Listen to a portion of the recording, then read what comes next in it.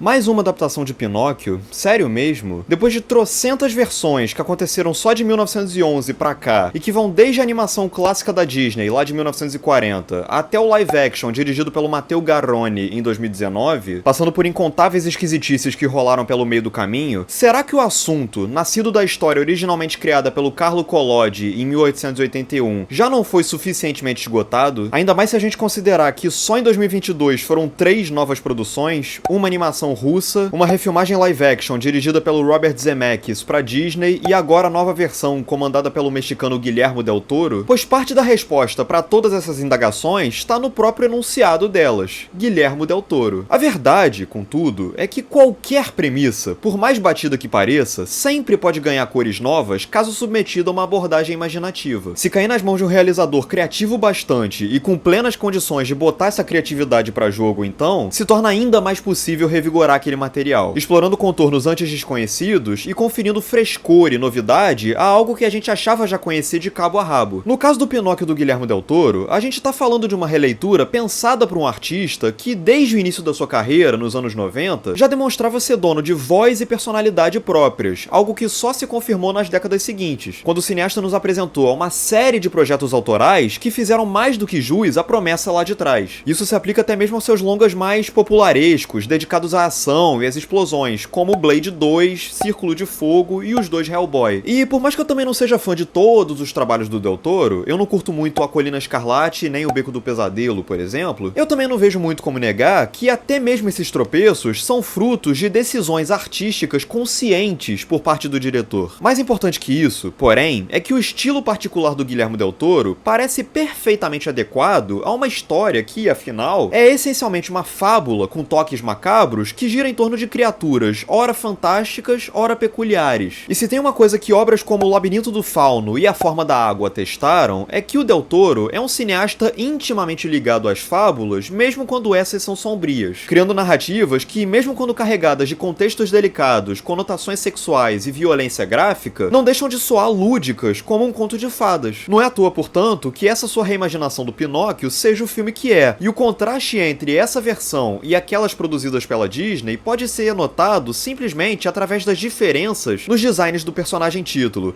Se naquelas adaptações o Pinóquio, com seus olhões, o seu sorriso e a sua roupinha colorida provocava apenas adoração, aqui o seu rosto, esculpido numa madeira rústica e mal acabada, soa simultaneamente fofo e esquisito, creepy. Dirigido por Guillermo del Toro e Mark Gustafsson, que atuou como diretor de animação no Fantástico Senhor Raposo do Wes Anderson, também stop motion, o filme recontextualiza a história do Pinóquio para a Itália fascista do Mussolini e já começa com o prólogo que rivaliza com o do Up, Altas Aventuras, ao relembrar o passado do carpinteiro Gepeto ao lado do filho, culminando num bombardeio que acaba matando a criança e assim gerando no pai um trauma que depois o motiva, num momento de embriaguez, a cortar uma árvore e esculpir um boneco de madeira, um menino de madeira. A partir daí, vocês já sabem, um espírito da floresta, tocado pela dor do Gepeto, resolve dar vida ao boneco e batizá-lo de Pinóquio, enquanto um grilo falante que vivia dentro da árvore cortada pelo Gepeto recebe a missão de servir meio que como tutor ou conselheiro do menino. Nem preciso dizer que quando o Pinóquio conta uma mentira, o seu nariz cresce. A diferença é que se nas versões anteriores o nariz dele virava uma vara longa, fina e reta, aqui ele irrompe em galhos cada vez maiores e mais disformes. E isso mais uma vez reflete toda a abordagem do Guillermo del Toro, que mergulha no estranhamento, às vezes até no perturbador, para extrair uma conclusão edificante. E nesse sentido, a velha habilidade do diretor em conciliar leveza e horror, o fabulesco e o incômodo, se faz presente de modo inequívoco em Pinóquio, sendo fascinante como que ele consegue saltar de uma sequência envolvendo o treinamento e a lavagem cerebral de crianças num campo fascista, com direito a participações de vilões saídos diretamente daquele período, incluindo aí o próprio Mussolini. Ele consegue saltar disso para um clímax que acompanha os personagens tendo que sair do interior de uma baleia, que mais parece um monstrengo marítimo do que propriamente uma baleia, e o personagem título nadando de forma caricata, engraçada, como se fosse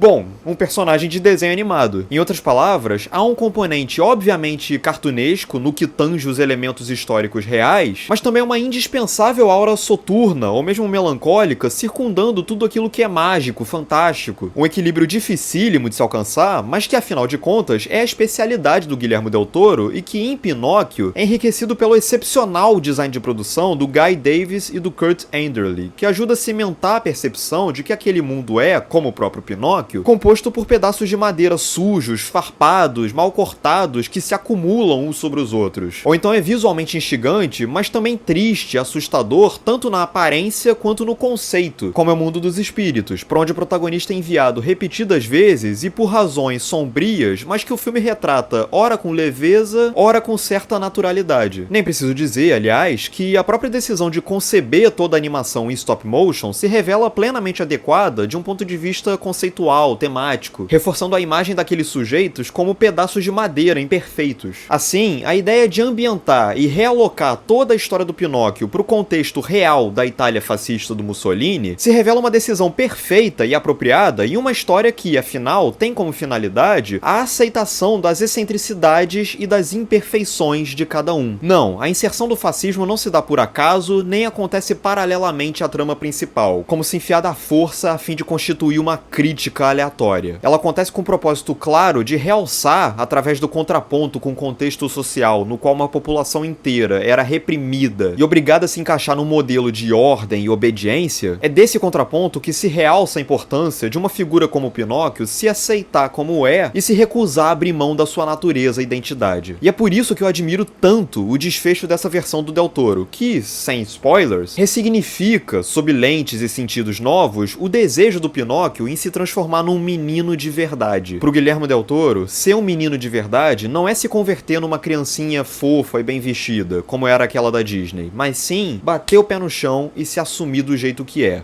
mesmo que isso implique em ser uma peça de madeira excêntrica, imperfeita e, por que não, bizarra. É isso, agora eu quero saber de você, o que você achou do Pinóquio do Guillermo Del Toro, diz aqui nos comentários o que você achou do filme, o que você achou desse vídeo. Se você gostou, curte aqui embaixo, por favor, que isso é muito importante aqui pro canal, assim como é compartilhar pros seus amigos e se inscrever e ativar o sininho para receber a notificação sempre que tiver vídeo novo. E é isso, um grande abraço e até a próxima.